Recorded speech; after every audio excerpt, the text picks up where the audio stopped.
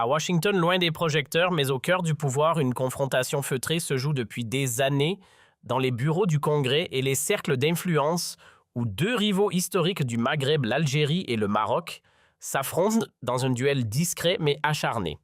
D'après les éléments recueillis lors de notre enquête et les données issues de plateformes officielles américaines, ces deux États engloutissent des millions de dollars dans une lutte d'influence presque obsessionnelle, toujours alimentée par un seul point de fracture, la question du Sahara occidental, véritable cœur du conflit. À travers les investigations d'Algérie Part, nous vous emmenons aujourd'hui dans les coulisses de cette bataille invisible menée sur le sol américain, une guerre parfaitement documentée par une multitude de dossiers administratifs qui dévoilent avec précision les montants engagés pour séduire les décideurs à Washington, infléchir leur position et capter leur soutien avec l'ambition claire de les pousser à choisir un camp plutôt qu'un autre. D'un côté, Rabat déploie tous les moyens nécessaires pour rallier les responsables américains à sa cause, tandis que de l'autre, Alger refuse de rester en retrait et s'appuie elle aussi sur des cabinets spécialisés pour défendre ses intérêts, tenter de convaincre les mêmes cercles de pouvoir et, si possible, détourner ces derniers de l'influence marocaine. Ce qui se joue à Washington a presque quelque chose d'insolite. Une rivalité entre deux nations voisines qui, au lieu de s'exprimer uniquement sur leur propre territoire, se poursuit dans les coulisses du pouvoir américain. Et pourtant, malgré le caractère inhabituel de cette confrontation rare, sont les enquêtes ou les documentaires qui prennent la peine de dévoiler cette bataille d'influence entre deux pays qui se regardent en chiens de faïence depuis des décennies. On évoque souvent les tensions diplomatiques entre l'Algérie et le Maroc, leur crise à répétition, mais les sommes engagées dans les campagnes de lobbying à l'étranger restent étonnamment absentes du débat public. Il faut dire qu'aux États-Unis, ce type d'activité ne se fait pas dans l'ombre totale. Il existe un cadre juridique strict qui autorise les puissances étrangères à tenter d'influencer les décideurs, à condition de respecter des règles précises. Ce système repose principalement sur une loi emblématique, le FARA, autrement dit le Foreign Agents Registration Act. Adoptée en 1938 dans un contexte de lutte contre la propagande nazie, cette législation impose une transparence quasi obligatoire à toute entité agissant pour le compte d'intérêts étrangers, qu'il s'agisse d'un gouvernement, d'un parti politique ou même d'une entreprise publique. Impossible d'agir discrètement, toute personne ou organisation concernée doit s'enregistrer officiellement. Les lobbyistes travaillant pour des acteurs étrangers ne dépendent pas du Congrès, mais du département de la justice, équivalent du ministère de la Justice. Ainsi, sur le sol américain, des cabinets privés peuvent tout à fait défendre les intérêts d'États étrangers et être rémunérés pour cela, à condition de jouer carte sur table, de déclarer leurs activités et de s'identifier clairement auprès des autorités compétentes. Ce modèle à la fois permissif et strictement encadré constitue presque une singularité américaine, tant il combine liberté d'action et exigence de transparence. Aux États-Unis, impossible de jouer à cache-cache avec le lobbying, tout est exposé, disséqué, archivé. Chaque centime encaissé, chaque échange de courriel, chaque rencontre avec un responsable, qu'il soit américain ou étranger, doit être consigné avec précision puis rendu accessible au public. Ces informations ne disparaissent pas dans des tiroirs poussiéreux, elles sont centralisées dans des bases de données officielles, notamment celles du département de la justice, permettant à n'importe qui de retracer les flux financiers et les stratégies d'influence déployées par des acteurs étrangers. On peut ainsi identifier combien tel pays ou telle organisation a investi pour tenter d'infléchir les décisions politiques à Washington. Et les cibles ne sont pas choisies au hasard, sénateurs, membres de l'exécutif, conseillers proches de la Maison-Blanche. Tous peuvent être approchés dans l'espoir de les séduire, de les convaincre et surtout de les aligner sur une vision politique bien précise. Rien n'échappe à cette logique de transparence, pas même les contenus diffusés, articles vidéo ou brochures doivent clairement indiquer qu'ils émanent d'un acteur agissant pour le compte d'intérêts étrangers. On est donc face à un lobbying assumé, revendiqué, presque institutionnalisé. Et le cadre légal ne se limite pas aux discussions directes avec les élus, il englobe aussi la communication, les stratégies d'image, le conseil en influence, voire la levée de fonds. Même certains médias peuvent se retrouver volontairement ou non dans cette mécanique d'influence. Mais attention, ce système n'est pas qu'une simple formalité administrative, toute omission ou tentative de dissimulation peut coûter cher. Les autorités américaines appliquent les FARA avec une rigueur croissante et la moindre infraction peut entraîner des poursuites judiciaires. Dans les cas les plus graves, l'absence volontaire d'enregistrement peut conduire à plusieurs années de prison, tandis que les étrangers contrevenants risquent l'expulsion. Autant dire que ce n'est pas un jeu. Dans ce contexte, l'Algérie comme le Maroc exploitent pleinement ce cadre légal pour promouvoir leurs intérêts, chacun cherchant à orienter les décideurs américains en faveur de sa propre stratégie. Les chiffres parlent d'eux-mêmes et ils ne laissent donc guère de place au doute. L'écart entre le Maroc et l'Algérie est tout simplement vertigineux. D'après les données accessibles publiquement sur plusieurs plateformes américaines spécialisées, la différence de moyens engagés saute immédiatement aux yeux. En 2025, Rabat a injecté environ 3,5 millions de dollars dans ses activités d'influence politique aux États-Unis. Des documents précis issus de bases de données américaines dédiées au suivi du lobbying viennent confirmer ces montants avec un niveau de détail impressionnant allant jusqu'à présenter des graphiques et des analyses chiffrées très poussées. Face à cela, le contraste est brutal. Alger, la même année, n'a mobilisé qu'une somme dérisoire de 6 600 dollars. Oui, à peine quelques milliers, résultat un rapport de force totalement déséquilibré avec un Maroc qui dépense 5 fois plus. Et à ce niveau-là, on ne parle plus d'un simple écart, mais d'un gouffre. Et ce déséquilibre ne date pas d'hier. Si l'on remonte à la décennie précédente, entre 2010 et 2020, certaines années montrent un écart encore plus spectaculaire où le Maroc investissait 10 voire 20 fois davantage que son voisin. Une telle constance dans les dépenses révèle une stratégie claire du côté marocain. On est dans l'anticipation, l'initiative, l'offensive assumée. Il s'agit de séduire, d'influencer, de s'ancrer durablement dans les cercles de décision américains afin de garantir un soutien constant. À l'inverse, l'approche algérienne apparaît longtemps timide, presque absente, avant de devenir progressivement une réaction face à cette montée en puissance. Là où Rabat occupe le terrain pour gagner du terrain, Alger tente surtout d'éviter de le perdre. En clair, le Maroc avance, l'Algérie riposte. Et pour cette dernière, le recours au cabinet de lobbying ressemble davantage à une tentative de contenir l'influence adverse qu'à une véritable stratégie de conquête. Lorsqu'on examine de plus près la stratégie marocaine, une chose devient évidente. Il ne s'agit pas d'une improvisation récente, mais bien d'un travail méthodique construit sur la durée. Rabat n'a pas découvert hier l'importance de l'influence à Washington. Dès les années 2000, le royaume a patiemment tissé un réseau solide en s'entourant de cabinets. Parmi les plus influents de la capitale américaine, des noms bien connus dans le milieu gravitent autour de cette stratégie comme Akin, Gum, Brownstein, Hyatt, Yorktown Solutions ou encore Holy Strategy. Ce maillage n'est pas théorique des documents officiels du département de la justice publiés dans le cadre du FARA et datant notamment de mars 2026 confirme que certaines de ces firmes comme Brownstein Hyatt ont été rémunérés pour assurer des missions de relations institutionnelles et d'image au profit de l'ambassade marocaine aux États-Unis. En 2025, les flux financiers en disent long sur l'ampleur de cette machine d'influence. L'État marocain lui-même figure en première ligne avec plus d'1 million de dollars directement versés à des cabinets spécialisés. À cela s'ajoutent les contributions de plusieurs ministères ainsi que celles d'acteurs publics et parapublics. Même l'Office national du tourisme s'inscrit dans cette dynamique en finançant des actions ciblées à hauteur de 25 000 dollars. Et ces dépenses ne se limitent pas aux dossiers sensibles comme la défense ou les partenariats économiques. Elles couvrent un spectre bien plus large allant de la diplomatie politique à la promotion de l'image du pays. Car derrière cette mécanique parfaitement légale dans le cadre du FARA, le Maroc ne se contente pas de défendre ses positions sur le Sahara occidental ou de négocier des accords militaires. La stratégie est bien plus subtile, elle consiste aussi à vendre une image, à séduire, à attirer. Le lobbying devient alors un outil de marketing à grande échelle destiné à faire du Maroc une destination attractive aux yeux du public américain, à capter les touristes, à séduire les célébrités et à s'attirer les faveurs des figures influentes. Autrement dit, ici, l'influence ne s'arrête pas à la politique, elle s'étend jusqu'à l'imaginaire. Pour Rabat, le lobbying n'est clairement pas une dépense ponctuelle, mais un pari calculé sur le long terme. Comme le confiait sous anonymat un ancien diplomate américain que nous avons interrogé, le Maroc a très tôt compris que Washington ne se limite pas à être une simple capitale. C'est un espace d'influence permanent, un véritable terrain où se jouent les rapports de force en continu. Et cette vision s'est traduite concrètement dans les chiffres avec un sommet atteint en 2020 et un plus de 14 millions de dollars investis dans les réseaux d'influence américains.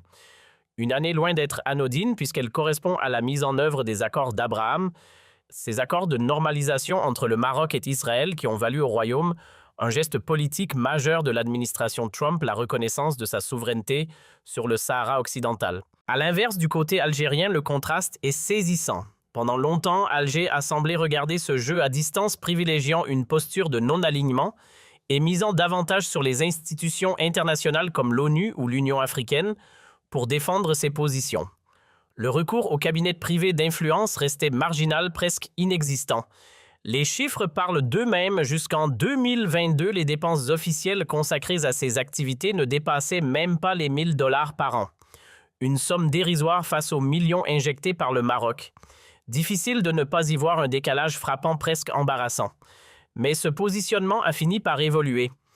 Un tournant s'opère en septembre 2024 lorsque l'ambassade d'Algérie à Washington amorce un changement de cap, abandonnant partiellement son approche traditionnelle pour entrer enfin dans le jeu de l'influence directe. À partir de septembre 2024, le ton change radicalement du côté algérien.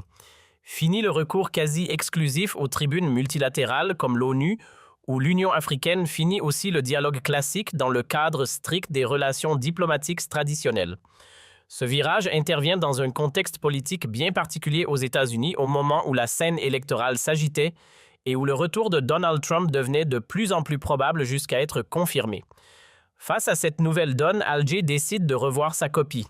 L'ambassade d'Algérie à Washington signe alors un accord avec un acteur majeur du lobbying américain, le très influent cabinet BGR Group, connu pour sa proximité avec le camp républicain et ses connexions bien établies avec certains réseaux pro-israéliens. Ce choix n'est pas passé inaperçu et nous-mêmes l'avions déjà exposé dans une précédente enquête diffusée sur notre chaîne YouTube Documents à l'appui.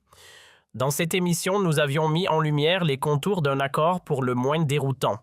Car pendant que le discours officiel algérien affichait une hostilité marquée envers toute relation avec Israël, allant jusqu'à faire de l'antisionisme un axe central de sa communication internationale en coulisses, une toute autre réalité se dessinait. L'ambassade algérienne engageait discrètement un cabinet réputé pour ses liens avec des cercles favorables à Israël. Un contrat annuel estimé à 720 000 $ prolongé jusqu'en septembre 2026, permettant à Alger de s'appuyer sur l'un des réseaux les plus connectés aux sphères d'influence américaines. Et pourtant, malgré ce virage stratégique et cet investissement conséquent, les chiffres officiels restent étonnamment modestes. En 2025, selon les données vérifiées et disponibles sur les plateformes américaines spécialisées dans le suivi du lobbying, les dépenses déclarées par l'Algérie ne dépassent pas 6 600 $. Une réalité qui contraste fortement avec l'ampleur du contrat évoqué. À cela vient s'ajouter un nouvel acteur qui n'est pas directement algérien, mais dont les actions gravitent autour des intérêts liés à l'Algérie, preuve que le jeu d'influence devient de plus en plus complexe et fragmenté. Dans ce paysage déjà tendu, un nouvel acteur est venu s'inviter dans la partie le MAC. Avec des moyens modestes, à peine 3 617 $, il a néanmoins décidé de se lancer dans l'arène du lobbying à Washington en s'appuyant sur un cabinet spécialisé pour porter son message. Son objectif, mettre en avant la cause kabyle et défendre un projet d'indépendance qui pour beaucoup relève davantage de la provocation politique que d'une réelle perspective. Ce mouvement illustre surtout un réveil du côté algérien, mais un réveil prudent presque sur la défensive selon de nombreux observateurs. L'idée n'est pas tant de conquérir que de contenir, limiter l'influence marocaine, notamment auprès du camp républicain de Donald Trump, éviter que Washington ne bascule encore davantage en faveur de Rabat et freiner une offensive bien plus large. Car en face, les relais marocains déploient une stratégie particulièrement active, cherchant à convaincre les autorités américaines de qualifier le Polisario, mouvement engagé depuis les années 1970 dans la lutte pour le Sahara occidental, d'organisation terroriste. C'est là que se joue un enjeu crucial. Rabat pousse activement pour que cette qualification soit adoptée un peu à l'image de la décision d'Alger qui a de son côté classé le MAC dans la catégorie des groupes terroristes. L'objectif marocain est clair: obtenir une reconnaissance officielle des États-Unis et par extension influencer l'ensemble de la communauté internationale. Car lorsqu'une décision est prise à Washington, elle a souvent un effet domino rapidement repris par les alliés occidentaux et de nombreux partenaires stratégiques à travers le monde. Autrement dit, faire basculer la position américaine, c'est potentiellement redéfinir l'équilibre global.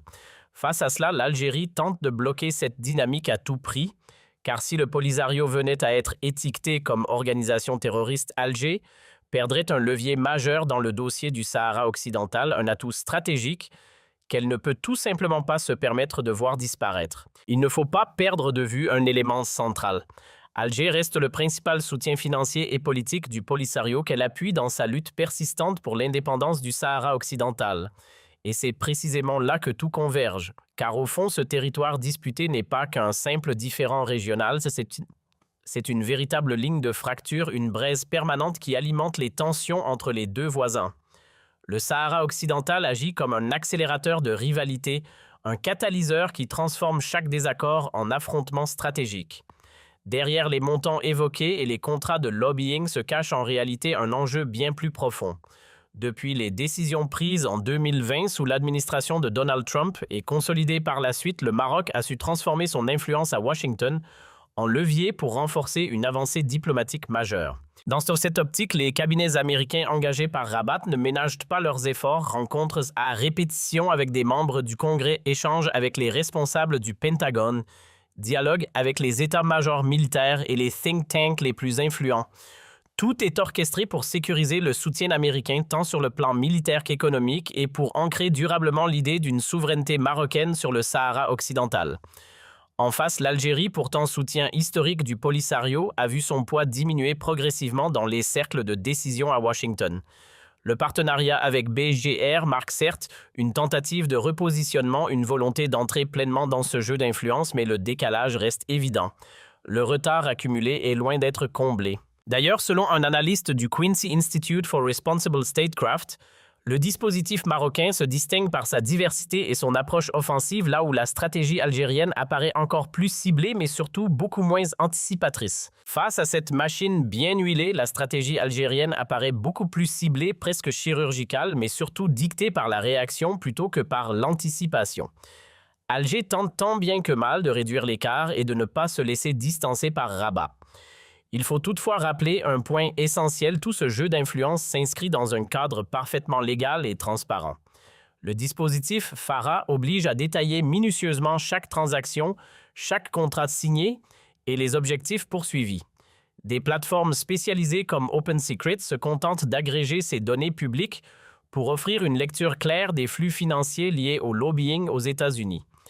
À ce stade, aucun scandale majeur n'est venu entacher ces pratiques, du moins sur la base des déclarations officielles. Mais malgré cette transparence irréprochable, une réalité persiste et elle dérange le déséquilibre est flagrant. Le Maroc avance avec un avantage structurel évident fort d'un réseau construit sur plusieurs décennies. À cela s'ajoute l'existence d'organisations influentes comme le Moroccan American Center, piloté par Ed Gabriel, ancien haut représentant diplomatique américain à Rabat, sans oublier une diaspora particulièrement active et une réputation soigneusement entretenue de partenaires fiables. Autant d'atouts qui renforcent encore davantage la position marocaine dans cette bataille d'influence. De son côté, Alger continue de s'appuyer sur des leviers qui ne passent pas forcément par le portefeuille, ses ressources énergétiques, son poids géopolitique en Afrique et ses liens historiques avec le camp démocrate américain. Car il faut le dire clairement, les affinités ne sont pas les mêmes des deux côtés. L'Algérie entretient une proximité traditionnelle avec les démocrates, tandis que le Maroc lui a su tisser des relations solides avec les républicains. Dans ce contexte, Alger tente aujourd'hui de rééquilibrer la donne, de renverser une dynamique qui lui est défavorable. Mais en ce début d'année 2026, le constat reste sans appel, Rabat conserve une longueur d'avance confortable dans les cercles de pouvoir à Washington. Certes, l'Algérie amorce un rattrapage, mais le chemin reste long. Et dans cette bataille silencieuse, une réalité s'impose avec une certaine brutalité. À Washington, les investissements financiers pèsent souvent bien plus lourd que les grandes déclarations prononcées à l'ONU.